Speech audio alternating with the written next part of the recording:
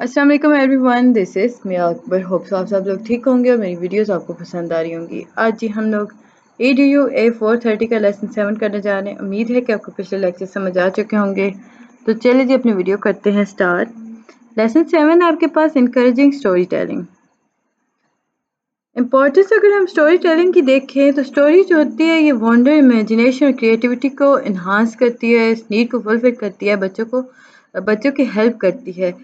इसमें बच्चों को इंट्रोड्यूस कराती है मतलब कैरेक्टर से, प्लेसेस से, क्रिएचर से। स्टोरी टेलिंग जो है ये ओल्डेस्ट और प्योरेस्ट फॉर्म है जी टीचिंग की। याद रखिएगा, स्टोरी टेलिंग ओल्डेस्ट और प्योरेस्ट फॉर्म है टीचिंग की। बेनिफिट्स देखें तो ये बॉन्डिंग क्रिएट करती है, अपॉर्चुनिटी बनाती है आपके और बच्चों के दरमियान, कल्चर अंडरस्टैंडिंग करवाती है। इसमें हम कॉग्निटिव डेवलपमेंट की तरफ बढ़ते हैं, एंथुसिज्म हो रही होती है लर्निंग की। इसमें हम अगर देखें तो ये इंपॉर्टेंट है लैंग्वेज डेवलपमेंट के अंदर, कम्युनिकेशन स्किल्स के अंदर, मेमोरी को बूस्ट करती है।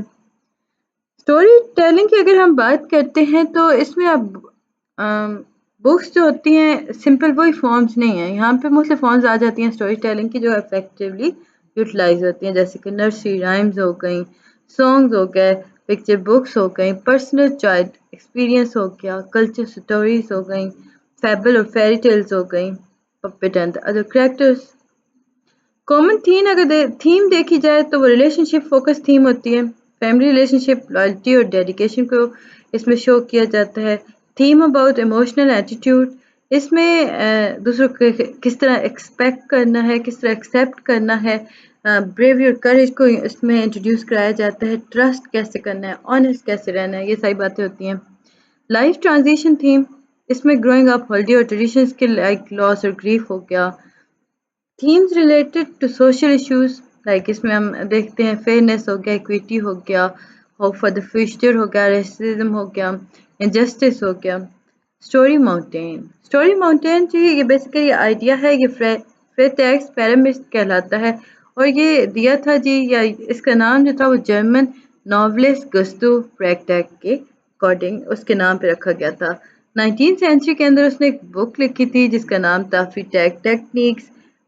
इसमें ड्रामा के बारे में उसने इंट्रोड्यूस कराया था, एक उसने प्लॉट को इंट्रोड्यूस कराया था और उसके तौर पे उसने पैरामिड दिया था। Climax, rising action, falling action, inciting incident, expositions and resolution। Elements of story देखें तो इसके अकॉर्डिंग एलिमेंट्स क्या हैं? थीम होना चाहिए, प्लॉट होना चाहिए, कैरेक्टर होने चाहिए, सेटिंग होनी चाहिए, कॉन्फ्लिक्ट्स का पता होना चाहिए, यानी कि हम स्टोरी के अंदर लिख सकते हैं। एडवांस एलिमेंट देखें तो पॉइंट ऑफ व्यू हो गया, टोन्स हो गए, स्टाइल्स हो गए। थीम्स जो है ये बेसिकली इसमें स्टोरी जो होती है ये हमें बताती है कि रीज़न क्या थी, कहानी ऑथर क्यों लिखना चाहता था, और ये फर्स्ट प्लेस में हम बता देते हैं। Difference between theme and moral देखें तो थीम जो है ये जनरल होती है और मॉरल जो होता है वो स्टोरी का होता है। मॉरल एक स्पेसिफिक लेसन होता है जिसके थ्रू ऑथर टीच करना चाहता है डिफरेंट चीज़ें। इसमें हम अगर देखें तो मोर देन वन थीम और मॉरल हो सकते हैं स्टोरी के अंदर। प्लॉट क्या है? स्टोरी के मिडअप है जी, इसमें इवेंट और नरेशंस आ रही होती हैं, ऑर्डर के तौर पे उन्हें रखा जा रहा होता है। स्ट्रक्चर करते हैं प्लॉट को इस तरह के, ऑथर जो होता है वो सबसे पहले थीम को इंट्रोड्यूस करता है, फिर सेटिंग और कैरेक्टर्स को वो एक केयरफुली फिट करता है उसके अंदर, सस्पेंस को बिल्ड करता है, टेंशन को वो इन्हांस करता है, उसे पीक पे लेके जाता है। रैपिंग करने से पहले वो नैरेटिव को सेटिस्फैक्टरी वे के अंदर ले जाता है। 5 डेफिनेट सेक्शन है स्टोरी प्लॉट के। एक्सपोजिशन यानी opening, rising action, climax, falling action and resolution of. फिर रेजोल्यूशन और डिनोमिनेंट सेक्शन ऑफ प्लॉट अगर देखें तो एक्सपोजिशन हम देख जाते हैं ओपनिंग, यानी स्टोरी का एक इंट्रोडक्शन होना चाहिए, प्राइमरी कैरेक्टर नेम्स होने चाहिए, सेटिंग और मूड और टाइम देखा जाना चाहिए, उसमें लिखा जाता है। राइजिंग एक्शन यानी कि लिटरेचर के बारे में बात करते हैं, स्टोरी में होने क्या वाला है, क्लाइमेक्स कहाँ पे आया। राइजिंग एक्शन जो होता है ये प्लॉट को एक पीक पे लेके चलता है। क्लाइमेक्स, इसमें अगर देखें तो राइजिंग एक्शन जो होता है वो बॉइलिंग पॉइंट पे आ जाता है, मैंने कहा ना कि वो पीक पे है, यानी वो बॉइलिंग पॉइंट पर है, और ये क्लाइमेक्स जो होता है स्टोरी का बहुत मैटर करता है। फिर जी फॉलिंग एक्शन, फिर शॉर्ट सेक्शन डिस्क्राइब करता है कि after math of the climax क्या था, यानी क्लाइमेक्स के बाद क्या हुआ। रीडर को पता चलता है कि देखिए जी यहाँ पे तो कॉन्फ्लिक्ट रेजोल्यूशन स्टार्ट हो चुकी है। फिर जी रेजोल्यूशन और डिनोमिनेट। अब ये कंक्लूजन है स्टोरी का। इसमें हम प्लॉट पॉइंट्स की बात करते हैं। करेक्टर, इसमें हम नैरेटिव को लाइक ड्राइव कर रहे होते हैं, क्रिएट कर रहे होते हैं एक्शंस को, इवेंट्स को, और कैरेक्टर्स को हम चूज कर रहे होते हैं। रीडर्स को बता रहे होते हैं कि इसमें कौन कौन सा है करेक्टर है। फिर है जी प्रोटैगनिस्ट, ये जी मेन कैरेक्टर होता है जिस पर फोकस करती है स्टोरी। ये कॉन्फ्लिक्ट और डायलेमा को रिजॉल्व करने के लिए होता है। एंटागोनिस्ट, ये विलन होता है जी स्टोरी का। इसमें ये कॉन्फ्लिक्ट क्रिएट करता है। फॉयल, फॉयल पर्पस जो होता है ये अंडरस्टैंड कराता है कि प्रोटैगनिस्ट बेहतर है। लाइक वो बताता है कि जो कैरेक्टर जिसपे हीरो जो है वो बेहतर है विलन से। आसान सेटिंग, सेटिंग के अंदर हम डिफाइन करते हैं टाइम, ड्यूरेशन और प्लेस को। ऑथर जैसे चूज करता है कहाँ लिखा जाएगा। लाइक हम उसमें रियल लोकेशंस ला सकते हैं कि हीरो इस वक्त न्यूयॉर्क में था, उसने फैंटेसी लोकेशन हम ऐड कर देते हैं इसमें हमारी जो मर्जी, जैसे कि हैरी पॉटर के अंदर हॉगवर्ट्स है, हॉगवर्ट्स है। कॉन्फ्लिक्ट्स की अगर हम बात करते हैं तो इसमें ऐसी स्टोरी है जो इसके अंदर हम फाइट के बारे में लेके जाते हैं जो कि हीरो और यानी कि प्रोटैगनिस्ट और एंटागोनिस्ट के दरमियान हो रही होती है। इसमें हम बैटल करते हैं गुड और इवल की, यानी हीरो और विलन एक दूसरे से लड़ाई करते हैं और ये हम उसमें दिखा रहे होते हैं। पॉइंट ऑफ व्यू, अब जो स्टोरीज देख रहा होता है, जो लिख रहा होता है ना, वो सोचता है कि जो थर्ड पर्सन है वो इसे कैसे लिख सकता है।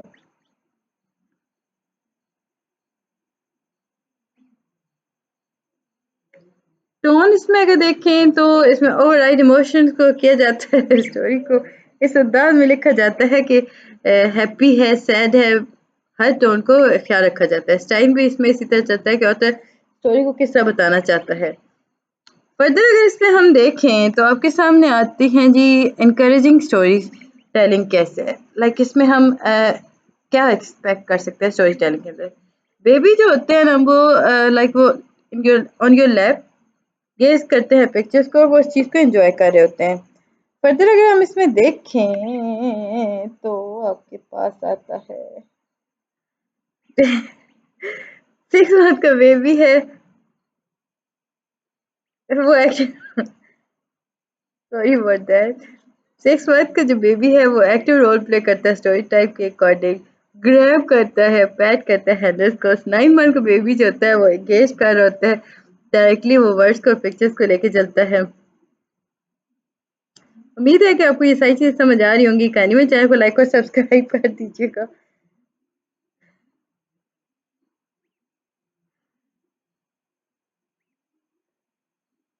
ओके, हम स्टोरी टेलिंग की अगर बात करते हैं टाइम टू गो डिजिटल, यानी कि अब आप लोग थक चुके थे इसलिए मैं थोड़ा टाइम दे दिया आपको, आप रिलैक्स हो लें।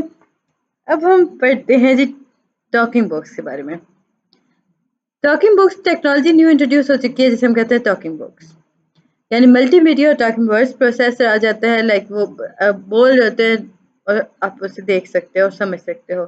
चिल्ड्रन के एंगेजमेंट अगर देखा जाए कंपोजर और लर्नर्स के अकॉर्डिंग, तो डिजिटल टेक्नोलॉजी जो है ऐसी चाइल्डहुड एजुकेशन है जिसके अंदर डिजिटल कैमराज आ जाते हैं, मल्टीमीडिया कंपोजिशन टूल्स आ जाते हैं। Benefits of digital story telling क्या है? प्रमोट करता है जी कंपिटेंसी को टेक्नोलॉजी के अंदर, प्रमोट करता है कोलैबोरेशन कम्युनिटीज़ को, कम्युनिकेशन को सॉरी, एम्प्लॉय करता है स्टोरी टेलिंग को इमेजेस के थ्रू, सपोर्ट करता है स्टूडेंट लर्निंग को, एंड उन्हें इनकरेज करता है कि किस तरह ऑर्गेनाइज करना, एक्सप्रेस करना आइडियाज़ को। Using digital story telling in the classroom, coherent stories आप बनाएं, बच्चों को बताएं कि डिजिटल नैरेटिव्स कैसे से बिल्ट होती हैं। Story telling for with children अगर हम देखें तो book part of your daily routine को आप अपनी डेली रूटीन के अंदर किताब को अपने हिस्सा एक बनाएं। इसमें हम अगर गेस्ट्स को यूज़ करते हैं, फेशियल एक्सप्रेशंस और फनी वॉइसेस हो रही होती हैं, नॉइसेस हो रही होती हैं, ये सारी चीज़ें यूज़ हो रही होती हैं। जैसे कि आवाज़ बदल के हो रहा है, आप स्टोरी सुना रहे हो तो उसने कहा क्या मैं चाहूँ, इस तरह की जो होती है ना, यानी आवाज़ आपको बदल रहा होता है। हिस्ट्री ऑफ एसईएल देखें ना, एसईएल है क्या, पहले तो हम ये देख लेते हैं। सोशल इमोशनल लर्निंग, अब इसमें अगर हिस्ट्री देखें तो ये कॉन्सेप्ट जो एसईएल का था वो लाइक न्यू है, लेकिन हम इसमें देखें तो ये एजुकेशन को उस वक्त काफ़ी अरसे से ये असरअंदाज हो रहा है। इसकी रूट्स जो हैं वो एंशियंट ग्रीस की तरफ से मिलती हैं। प्लेटो जो है उसने एजुकेशन के बारे में लिखा था रिपब्लिक इन द रिपब्लिक, यानी about education in the Republic. उसने प्रपोज किया था होलिस्टिक करिकुलम को जो कि बैलेंस को रिक्वायर करता है। इसमें फिजिकल एजुकेशन आ गई, आर्ट्स मैथ साइंस कैरेक्टर्स आ गए। जेम्स कॉमर, इसका फुल नेम है जी जेम्स पियरपॉन्ट कॉमर। ये जी पैदा हुए 25 सितंबर 1934 को ईस्ट शिकागो इंडियाना यूएस के अंदर। अमेरिकन चाइल्ड साइकाइट्रिस्ट और फाउंडर हैं जी ये कॉमर्स स्कूल डेवलपमेंट के 1968। इनका जो स्कूल रिफॉर्म प्रोसेस है उसका मतलब है कि वो इम्प्रूव करते हैं स्टूडेंट के साइकोलॉजिकल और एकेडमिक डेवलपमेंट को। सिग्निफिकेंट लर्निंग्स की अगर हम बात करें तो सिग्निफिकेंट रिलेशनशिप के बगैर सिग्निफिकेंट लर्नर्स नहीं हो सकते, ये डॉक्टर जेम्स कॉमर ने बोला था 1995 के अंदर। अगेन कॉमर एट 1996 के अंदर पेज 148 है जी, उसने उसमें बुक के अंदर उन्होंने लिखा कि एवरी इंट्रैक्शन जो होती है ना उसके अंदर या तो कम्युनिटी को बिल्ड किया जाता है या कम्युनिटी को ब्रेक किया जाता है, लाइक उसमें फर्दर और कुछ नहीं होता। उसने लेटर लिखा था 1988 के अंदर साइंटिफिक अमेरिकन आर्टिकल, जिसके अंदर स्पेकुलेशंस के बारे में बात की थी। ये कॉन्ट्रास्ट था between child experience at home and those in school, like school और घर के अंदर बच्चे को जो एक्सपीरियंस होता था। In the early 20th century John Dewey ने प्रमोट किया था जी कि स्टूडेंट सेंटर अप्रोच के तौर पे उसने फोकस किया था बच्चे की होल चाइल्ड की डेवलपमेंट को। 1994 के अंदर एससीएल जो है उसने एक अम्ब्रेला क्रिएट किया फ्रेमवर्क डेवलपमेंट के अंदर। लाइक उसने क्या किया कि स्कॉलर्स को प्रोवाइड किया एक अम्ब्रेला के तौर पे एक स्पेस प्रोवाइड की जिसके अंदर मल्टीपल फीस को लाया गया था, जिसमें इमोशनल इंटेलिजेंस हो गया, child development, prevention science, bullying prevention और पब्लिक हेल्थ की अगर हम बात करते हैं तो इसमें आइडेंटिफाई किए गए थे की स्किल्स को, कंपिटेंसीज को। और इसमें आपके पास आ जाता है जी एक एब्रिविएशन है CAS, collaborative for academic social emotional learning. Not for profit organization जो है ये बेस करती हैं जी university of Illinois at Chicago. इन्होंने इंटरनेशनल लीडरशिप को इन्हांस किया था, प्रोवाइड किया था एक scientific research, enhance scientific research provide की थी जिसके अकॉर्डिंग काफ़ी उन्होंने प्रोवाइड किया। अगर डेफिनेशन देखी जाए एसईएल की तो सोशल इमोशनल लर्निंग की ये एक इंटीग्रल पार्ट है जी एजुकेशन का ह्यूमन डेवलपमेंट के अंदर। एसईएल जो है ये कैसा प्रोसेस है जिसमें जो यंग पीपल होते हैं या अडल्ट होते हैं वो एक्वायर करते हैं, अप्लाई करते हैं नॉलेज स्किल्स को, एटीट्यूड को, ताकि वो डेवलप कर सकें हेल्दी आइडेंटिटीज़ को, मैनेज कर सकें इमोशंस को, अचीव कर सकें पर्सनल कलेक्टिव गोल्स को। एसईएल जो है ये किस तरह स्टार्ट हुआ है? सोशल इमोशनल डेवलपमेंट जो है वो अर्ली स्टार्ट होती है जी लाइफ के अंदर। इसमें हम देखें तो बच्चे क्या फील कर रहा है, क्या वो एक्सपेक्ट कर रहा है, वो किस तरह इंटरेक्ट करेगा अपने सीनियर्स के साथ। फर्दर अगर हम इसमें देखें तो रिसर्च सजेस्ट क्या करती है, ग्रोइंग बॉडी है। अगर साइंटिफिक एविडेंस की हम बात करते हैं तो ये कंफर्म करती हैं कि बच्चे जो होता है जो एक्वायर करता है स्ट्रॉन्ग इमोशनल फाउंडेशन स्किल्स को अर्ली ईयर के अंदर, वो बेटर मैनेज कर सकता है सोशल इंटरेक्शन को बाद में जिंदगी के अंदर। इसमें एक और एविडेंस शो किया गया था कि जो एजुकेशन इक्विटी होता है वो क्लासरूम को इंक्लूसिविटी के अकॉर्डिंग ले जा सकता है। अर्ली चाइल्डहुड के अंदर अगर हम देखें तो एसईएल जो है ये लाइक इंक्लूड करता है डिफ़िकल्ट इमोशंस को, रिस्पॉन्सिबिलिटीज़ को। इसमें हम डिसीज़ की तरफ जाते हैं, हैंडलिंग स्ट्रेस करते हैं। इसमें अगर हम बात करें 5 कोर एसईएल कॉम्पिटेंसीज़ को तो आपके सामने आता है self awareness, self management, self again social awareness, relationship skills, responsible decision making. Self awareness के अंदर हम देखें तो हेल्दी सेंस आप अपने बारे में क्रिएट करते हो लाइक दिस, ये आपके आसान सा है। थॉट्स और फीलिंग, सेल्फ मैनेजमेंट के अंदर आप मैनेज करते हो अपने थॉट्स, फीलिंग और एक्शन टुवर्ड गोल। सोशल अवेयरनेस की अगर हम बात करते हैं तो ये बेटर अंडरस्टैंड करता है डिफरेंट व्यू और यानी एम्पैथी फॉर अदर्स। और रिलेशनशिप स्किल्स को अगर देखें तो ये कम्युनिकेट और कनेक्ट करती हैं, प्रॉब्लम सॉल्व करती हैं एक साथ मिलाकर। फिर रिस्पॉन्सिबल डिसीजन मेकिंग के अंदर देखें तो ये कंस्ट्रक्टिव चॉइसेस को एनालाइज करवाती है एक्शन और सोल्यूशन को। इसके बाद ये 5 कंपोनेंट्स आ जाते हैं जिसमें empathy, social skills, self awareness, वही सारी चीज़ें, मोटिवेशन। टीचर जो है वो कैसे क्रिएट कर सकती है एम्पैथी को। लिसन कर सकती है दूसरों को without interrupting, like putting yourself in someone else shoes, यानी कि आप खुद को उसकी जगह पर रख के सोचते हैं, रिकग्नाइज करती है, एक्सप्रेस करती है, वॉलंटियर के तौर पर काम कर रही होती है। अफेक्टिव कम्युनिकेशन के अंदर अगर देखें तो इंटरेस्ट शो किया जाता है, टीचर जो होती है वो कैसे अफेक्टिव कम्युनिकेशन को डेवलप कर सकती है। इन्हांस करती है वर्बल और नॉन वर्बल कम्युनिकेशन स्किल्स को, प्रैक्टिस करती है कॉन्फिडेंट आई कॉन्टैक्ट को। सेल्फ अवेयरनेस के अंदर हम देखें तो आपके पास आता है mindful for your strength, weakness and thoughts and emotions, identify करता है, जी ट्रिगर करती है, आपकी हेल्प करती है, मैनेज करती है आपकी इमोशंस को, यूज करती है पॉजिटिव सेल्फ टॉक को, डेवलप करती है ग्रोथ माइंडसेट को। उम्मीद है कि आपको हर चीज़ समझ आ रही होगी। कहीं नहीं, मेरे चैनल को लाइक और सब्सक्राइब कर दीजिएगा। अच्छा, मुझे हंस रही है तो मेरे हंसने की आज कर रही है सिंपल यही है कि मेरे पास एक छोटी बेबी टक है तो वो काफी तंग करती है ना इस टाइम आके। बस अंदर छोड़ के आती हूँ लेकिन वो बाहर भाग आती है मेरे पास, लाइक रूम के अंदर।